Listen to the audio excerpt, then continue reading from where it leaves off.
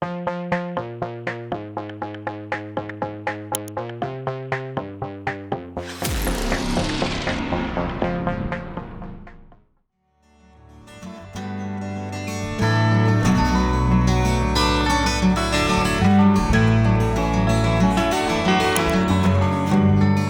세계에서 특정 분야에서 3위를 차지하고 있는 대한민국 기업이 이렇게 많지가 않거든요. 그 안에는 엄청난 우리 기존 사원들, 우리 팀들, 그다음 우리 고객들과의 협업, 기술 개발, 그다음에 실패를 통한 성공의 DNA가 들어가 있어요. 그러니까 이런 성공을 하는 과정에서 만들었던 우리 직원들, 우리 고객들, 우리 파트너들은 반드시 존중이 돼야 된다. 그 베이스로 해서 이제는 앞으로 새로운 100년, 새로운 50년을 하기 위한 새로운 우리의 방법, 철학, 실제로 기술력, 그다음에 시장을 개척해야 된다. 오늘은 마덜머신을 제조하여 판매하는 글로벌 회사인 DN솔루션즈에 왔습니다. 반갑습니다. 안녕하세요. 안녕하세요. 그럼 먼저 자기소개 한 번씩 부탁드릴게요. 전 DN솔루션즈 HR팀에서 근무하고 있는 이동규라고 합니다. 반갑습니다. 네, 저는 DN솔루션즈 유니트 개발 부문에서 유니트 개발 2팀에서 근무하고 있는 성동현이라고 합니다.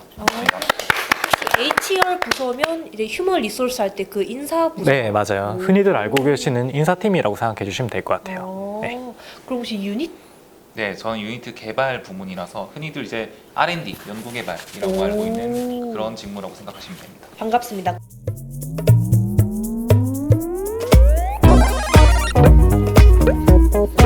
하나, 둘, 셋. 가장 왕복한 계획이 뭔지 알아? 무계획이야, 무계획. 좀 어려워요. 하나, 둘, 셋. I see. 쉬운데? ICU, 오. 아바타. 하나, 둘, 셋. 지금까지 이런 맛은 없었다. 지금까지 이런 맛은 없었다. 갈비인가 동닭인가 수원 왕갈비 통닭. 오. 하나, 둘, 셋. 너나 신에게는 아직 12척의 배가 남아 있습니다. 정답.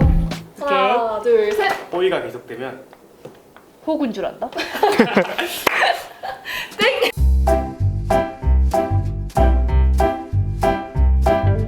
그럼 DN솔루션즈는 어떤 회사인지 한마디로 정의해 주시면 감사하겠습니다.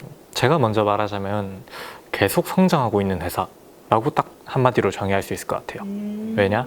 매출액이 계속 올라가고 있거든요. 오, 지금 주가가 네. 계속 오르고 있나요? 주가는 주가인데 이제 매출액 그리고 영업이익 이 부분에서 사실 작년과 비교해서 아주 큰 성장을 이뤘기 때문에 그러면 어떤 이유로 계속 성장하고 있는 것 같으세요? 현재 취업 빙하기다 뭐 이런 말들이 많아요. 이제 바깥에 봤을 때 취준생 입장이나 아니면 이제 2023년 고용 현황 이런 걸 봤을 때 그렇죠. 그럼에도 불구하고 저희는 신규 채용을 역대급으로 가장 많이 하고 있습니다. 그렇기 때문에 일단 인력에 투자하는 비용이 높다. 이게 성장하는 회사의 제 1조건이고요. 2조건, 방금 말씀드린 영업이익, 자본금. 실제로 DN솔루션즈가 현재 자산 총액 5조 이상이 되기 때문에 일단 DN그룹으로 묶여서 현재 준대기업 취급으로 상호 출자 제한 기업까지는 아니지만은 정보 공개를 해야 되는 기업으로 선정이 돼요. DN솔루션즈는 고객 중심의 정신으로 높은 품질의 공작 기계를 제조하는 글로벌 탑3 기업이라고 할 수 있겠습니다.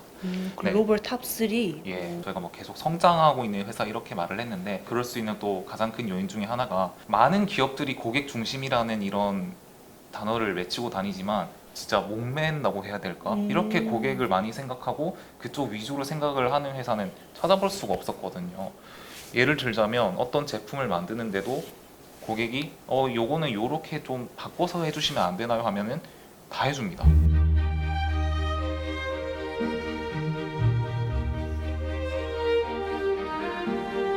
그럼 고객의 피드백을 네. 즉각적으로 수용하는 수용을 회사다라고?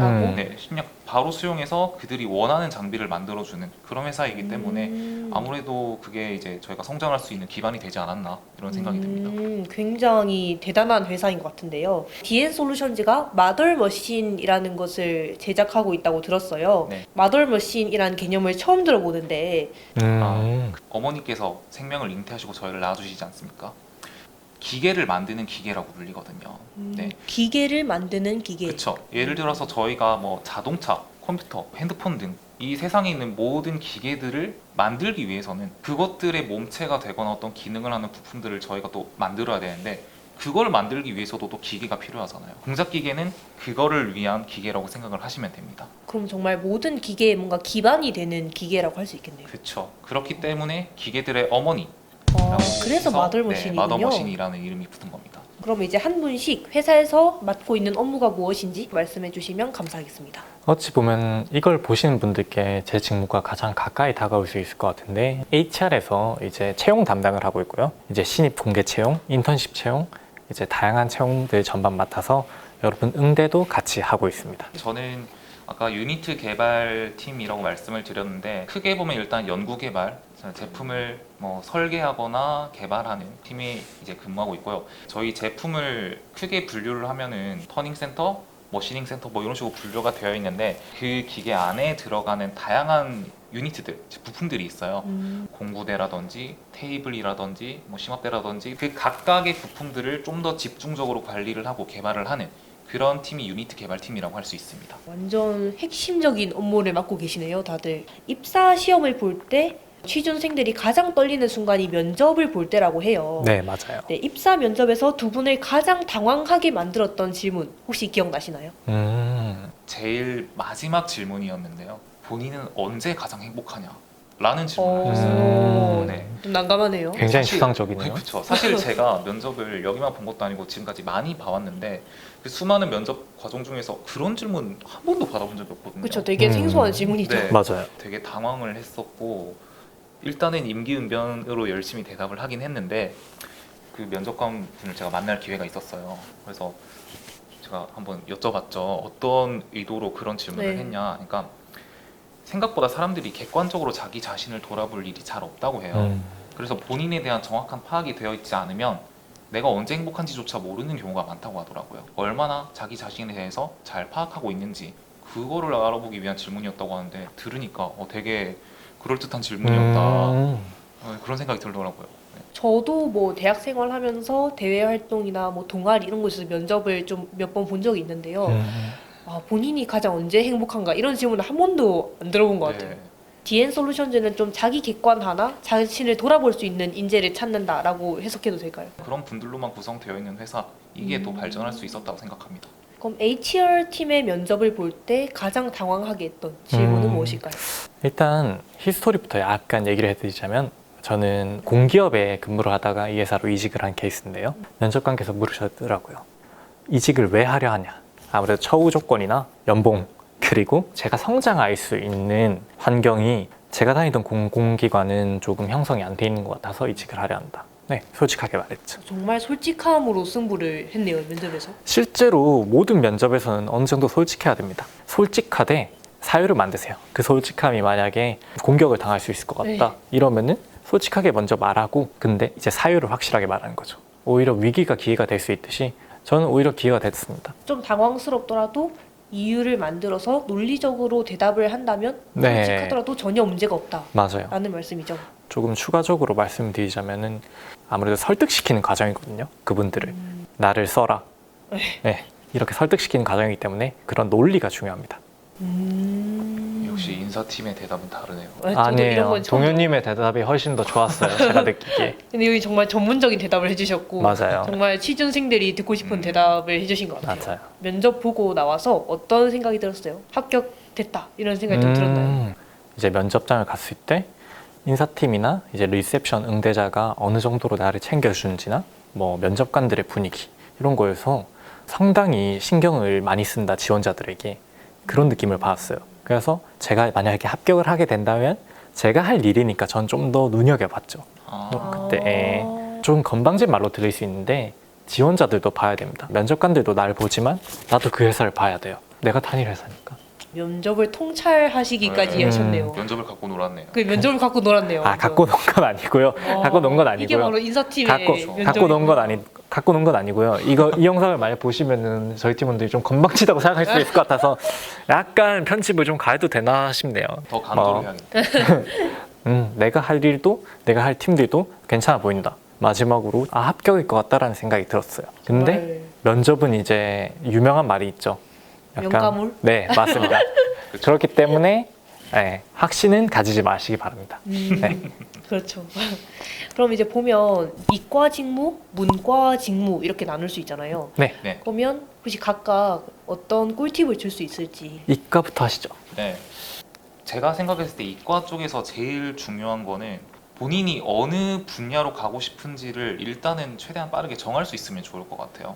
예를 들어서 제가 지금까지 뭐 자동차에 관심이 있어서 그쪽 관련 스펙을 엄청 쌓았는데 반도체 회사에 지원한다고 거기서 메리트가 되진 않거든요.